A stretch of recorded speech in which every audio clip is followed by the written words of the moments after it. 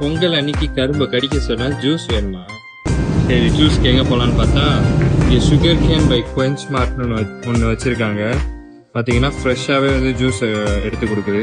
So நம்ம இன்னைக்கு வந்து இங்கே ஜூஸ் குடிச்சு எப்படி இருக்குன்னு ட்ரை பண்ணி பார்ப்போம். செலக்ட் பண்ணியாச்சு. இப்போ வந்து கேஷ்லெஸ் பேமெண்ட் கொடுக்க போகிறோம். இங்கே டேப் பண்ணால் எஸ் தண்டனை காட்டன். இங்கே கப்பு ஒன்று எடுத்துருச்சு. பின்னாடி எல்லாம் கரும்பு ஸ்டோர் பண்ணியிருக்கிறாங்க. கரும்பு ஒன்று எடுக்குது.